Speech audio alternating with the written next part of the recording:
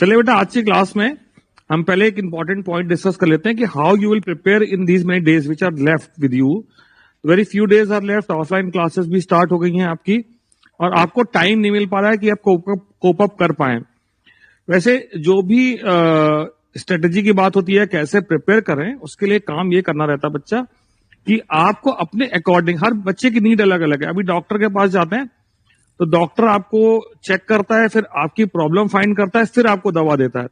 तो हर जितने भी पेशेंट है सबको एक दवा दे दें, भाई जितने लोग बैठे सबको ये दवा खिला दीजिए, ऐसा तो नहीं होता है. हर व्यक्ति की दवा अलग अलग होती है, तो हर व्यक्ति की प्रॉब्लम अलग अलग है, किसका कितना प्रिपेयर है ये अलग अलग है, तो उसके सॉल्यूशन भी अलग अलग होंगे. बट शॉर्ट टर्म में हम कह सकते हैं कि एक कॉमन सा सॉल्यूशन क्या हो सकता है, स्ट्रेटेजी क्या हो सकती है, थोड़ा सा हम लोग ये डिस्कस कर सकते हैं.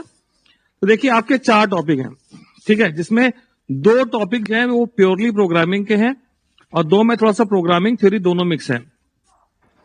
तो देखिए, पहला आपका टॉपिक है डेटा स्ट्रक्चर.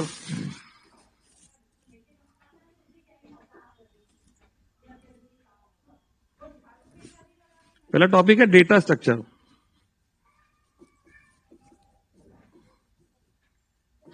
डेटा स्ट्रक्चर में क्या क्या चीजें आती हैं? डेटा स्ट्रक्चर में आपको करना है स्टैक.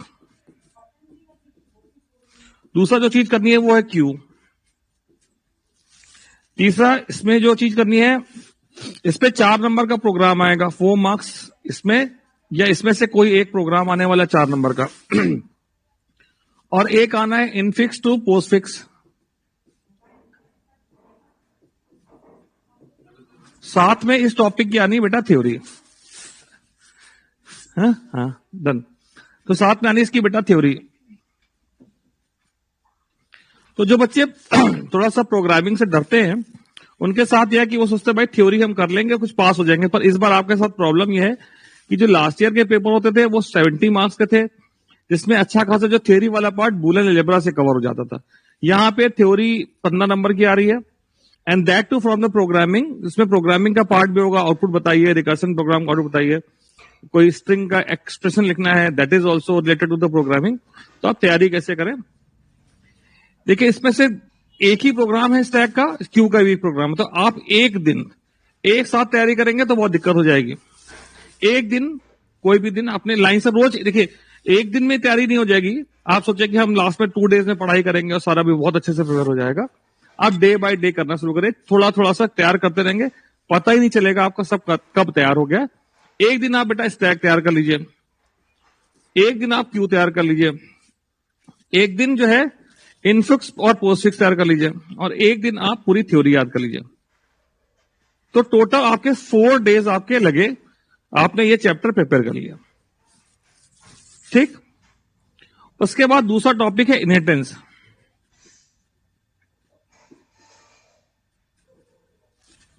इनहेरिटेंस जो प्रोग्रामिंग के पॉसिबिलिटी से देखिए, ये बहुत ही आसान सा टॉपिक है. ठीक है, इसकी आपको थ्योरी पढ़ने में केवल 1 दिन चाहिए.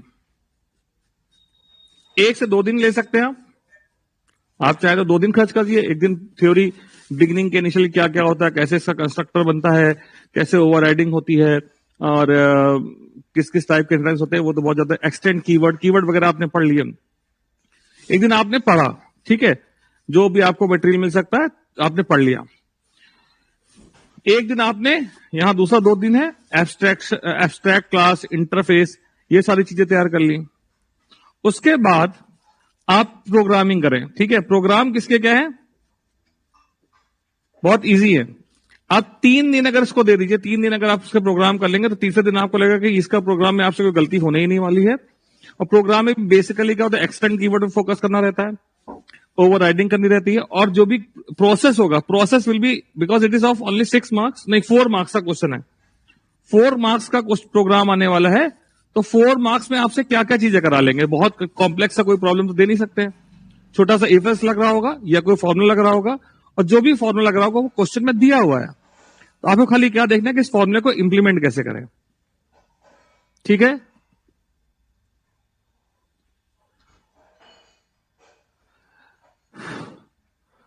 समझ में आ रहा है बेटा नूर?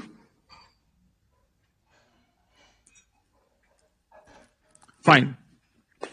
तो आपने 3 दिन प्रोग्राम कर लिए, तो आपका ये टॉपिक आपका कवर हो गया. तो 5 दिन ये लग गए. ठीक, तो इसकी थ्योरी में जो मैंने पॉइंट्स बताए वही सारी चीजें पूछी जाने वाली हैं। इसके बाद आपके अब तक 4+5 9 डेज की बात हम कर चुके हैं। 9 डेज आपके डिसाइड हो गए कि आप क्या करने वाले हैं। अब आपके बड़े टॉपिक बचे प्रोग्रामिंग के, जिसमें आप पहले उठा लीजिए रिकर्सन। रिकर्सन पहले इसलिए उठा रहे हैं क्योंकि ये थोड़ा डिफिकल्ट टॉपिक है। शुरुआत के 2 दिन आप दे दीजिए इसको स्टडी करने में, यानी कि आपको जहां से जो मटेरियल मिल सकता है आप उसको स्टडी करिए। उसके बाद से बनाने फंक्शन, बहुत टाइम लगेगा। आप रोज 1 घंटा 45 मिनट दें, 45 मिनट्स टू 1 आवर। अगर आप 3 functions daily 3 function for 10 days अगर कर लें, ठीक है, जैसे सुबह दोपहर शाम 3 गोली खाते हैं किसी बीमारी में, वैसे हमने 3 गोली सुबह एक खाई, दोपहर को एक खाई, रात को खाई, 3 गोली आपने खानी है 3 दिन तक। 30 फंक्शंस आपके तैयार हो जाएंगे। जब 30 फंक्शन तैयार हो जाएंगे तो 90% पॉसिबिलिटी है कि आपको क्वेश्चन वही मिलेगा जो आपने करा हो। अभी 3 फंक्शन कहां लाएंगे? आप क्लास तो कर ही रहे हैं, वहां पे टीचर आपके पढ़ा रहा है, ठीक है, यहां पे मैं पढ़ा रहा हूं, ये वहां से मिल गए, बाकी 10 ईयर पेपर से मिल गए, तो इट्स नॉट बिग डील आपको तीन फंक्शन मिल जाए रोज के लिए, ठीक है। तो शुरुआत में डिस्प्ले करने वाले फंक्शन किए, बाद में सम निकालना, फैक्टोरियल निकाल लिया, तो 3 फंक्शन। और ये केवल फंक्शन नहीं पढ़ना है आपको, बीच में आखिरी के जो 2 दिन बचे हैं ना इसमें 10 दिन में, तो उसका पूरा प्रोग्राम भी समझना है। इस प्रोग्राम में होता क्या है बेसिकली, कोई भी प्रोग्राम पढ़ेंगे, क्लासेस और ऑब्जेक्ट है, कोई क्लास है एबीसी, वहां पे एक डेटा दे रखा है, कंस्ट्रक्टर दे रखा है, एक डिस्प्ले फंक्शन दे रखा है, और कोई ना कोई फंक्शन प्रोसेस के लिए दे रखा है। 6 नंबर का क्वेश्चन आना है। 6 नंबर के क्वेश्चन में 1 नंबर तो आपका इस चीज का है, कभी कभी 1 नंबर, कभी इन दोनों को मिला के 1 नंबर इसका, 1 नंबर डिस्प्ले करने का। तो मैक्सिमम 3 से 4, कभी 3 नंबर का, अगर यहां पे बहुत सिंपल सा करने वाला है तो 3 से 4 नंबर का प्रोसेस है। तो 6 में 2 नंबर का पार्ट हर प्रोग्राम में सेम है। सेम इन मोस्ट, मतलब सेम मतलब एग्जैक्टली सेम नहीं, काफी कुछ तक सेम ही होगा। आप प्रोग्राम जो पूरा बनाएंगे देखते हैं, अरे ये तो सब प्रोग्राम में ये करना होता है, सब में क्लास बनानी है, क्लास में क्या मेंबर डेटा है वो क्वेश्चन में दे रखा है, कंस्ट्रक्टर में कौन सी वैल्यू किस में इनिशियलाइज करे क्वेश्चन दे रखा है, डिस्प्ले क्या करना होता है, मेंबर डेटा, वो भी क्वेश्चन दे रखे। तो आधा सॉल्यूशन तो क्वेश्चन में दे रखा है। आपको खाली क्या समझना है कि इस क्वेश्चन को जो प्रोग्राम के फॉर्म में लिखे तो किस तरह से ट्रांसलेट करना है कि वो जावा की लैंग्वेज को, सिंटैक्स को फॉलो करता रहे, ठीक है। This question is given in simple English language, you have to learn कि how to write in such a way that it becomes, कि आप उसको इजीली प्रोग्राम में की लैंग्वेज में ट्रांसलेट कर ले। इतना आपने समझ लिया, इतनी प्रैक्टिस कर ली है, तो 2 नंबर तो लगभग सेम है हर प्रोग्राम में। बाकी 6 नंबर के लिए आपको करना है, जो कि आपने फंक्शन कर लिए। अब यहां देखिए, इस फंक्शन में आपको आउटपुट के क्वेश्चन भी मिलेंगे जो थ्योरी में कवर हो रहे हैं, ठीक है। और हाँ, इसमें थ्योरी भी आएगी, तो एक दिन आप जो है थ्योरी को भी देंगे। तो अभी तक मेरे हिसाब से 2 1 3 13 दिन यहां और जोड़ दीजिए, आपके होगा 22 डेज, ठीक, जिसमें एक दिन का कंटेंट मैंने लगभग 1 घंटे से ज्यादा का नहीं है। आप किसी भी दिन 1 आवर पर डे नहीं देंगे, उससे ज्यादा देने की जरूरत नहीं है, 1 पर डे दे रहे हैं। अगर आप गैप कर करके देंगे तो फिर आपको टाइम बढ़ाना पड़ेगा। This is something which is applicable for each one of you. So आपके 22 डेज कवर हो गए हैं। अब बचता है आखिरी टॉपिक, वो है स्ट्रिंग हैंडलिंग। स्ट्रिंग हैंडलिंग में बच्चे क्या कर रहे हैं, सीधे सीधे प्रोग्राम बनाने बैठ जाते हैं, ठीक है।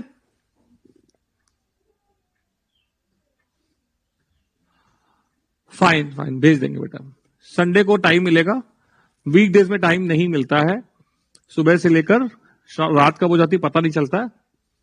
तो Sunday I surely send on a WhatsApp group, और I will upload on app also, fine. So I have everything, even with the marking scheme I have, कि कौन से क्वेश्चन को क्या चेक किया, उसमें बच्चे, उसमें ये भी दिया हुआ है। और ये मेरे पास काउंसिल की वेबसाइट पे पड़ा हुआ है, तो वहीं से डाउनलोड किया आपने, आप भी डायरेक्ट कर सकते हैं, पर आपको शायद टाइम नहीं मिल रहा हो. I will send it to you, no problem. So what I was saying about string handling, जब बच्चे तैयारी शुरू करते हैं स्ट्रिंग हैंडलिंग पढ़ना, तो जे स्टेट अवे जंप, अभी स्ट्रिंग तुरंत वो क्या करते हैं, प्रोग्राम करने लगते हैं. अब आपका स्ट्रिंग हैंडलिंग आपने कब पढ़ा था लास्ट टाइम? सेमेस्टर 1 से स्ट्रिंग हैंडलिंग हट गया था, तो फिर आपने क्यों पढ़ा होगा? तो कम से कम आपको 6 महीने हो चुके हैं स्ट्रिंग हैंडलिंग पढ़े हुए. आपके बैच ने 10th का बोर्ड एग्जाम दिया था या नहीं दिया था मुझे याद नहीं है. जहां तक आपके बैच ने 10th का बोर्ड का एग्जाम नहीं दिया था, और वहां पे भी तब तक शायद ऑनलाइन क्लासेस शुरू हो गए, तो स्ट्रिंग हैंडलिंग बहुत अच्छे से नहीं की होगी. जिसने की है वेल एंड गुड, नहीं की है कोई दिक्कत नहीं है. तो आप स्टार्ट कहां से करें? सबसे पहले प्रिपेयर करें आप ऑल स्ट्रिंग फंक्शन. भाई आप इसके लिए एक दिन पूरा पूरा डेडिकेट कर दे, सारे पढ़ लीजिए, स्टडी कर लीजिए, कौन सा फंक्शन कैसे काम करता है, उसको क्या है. एक दिन आप आउटपुट बेस्ड क्वेश्चन सॉल्व करें, ठीक है, कि आउटपुट बेस्ड क्वेश्चन आने वाले हैं.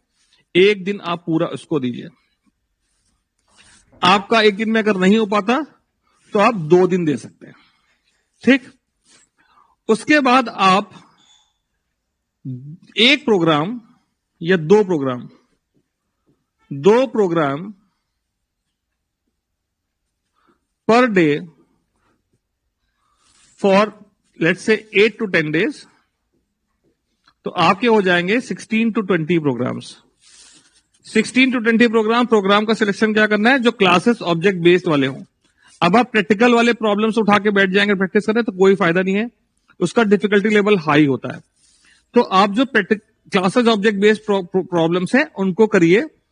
तो आपके पास 8 से 10 दिन में, है ना, 8 से 10 दिन में आपके 16 से 20 प्रोग्राम हो गए. तो एक दिन आपने ये 1, 2 और 10 से 12 दिन, अभी मेरे 22 दिन ऑलरेडी हो चुके थे. 10 दिन और ले लें तो 32 दिन, 3 दिन स्पेयर में ले लें, 35 दिन आ रहे हैं. 35 दिन में आप प्रिपेयर कर सकते हैं. ये वेरिएशन दिया हुआ है, इसलिए 35 नंबर का आपका एग्जाम है. 35 दिन में 35 नंबर लाने का फॉर्मूला मैंने आपको बता दिया. आराम से 35 में 35 नंबर आ जाएंगे. उसके बाद 35 दिन से ज्यादा दिन मिलने वाले हैं, क्योंकि काउंसिल ने अभी डेट शीट नहीं दी है, और मुझे को लगता है कि अप्रैल से पहले एग्जाम शुरू हो जाए, ऐसा नहीं लग रहा है, क्योंकि सीबीएसई अप्रैल में कराने वाला है. वो खैर अभी मैं प्रिडिक्शन नहीं कर सकता हूं जब तक डेट दी नहीं गई है, पर और इजीली आपको 35 दिन मिल रहे हैं.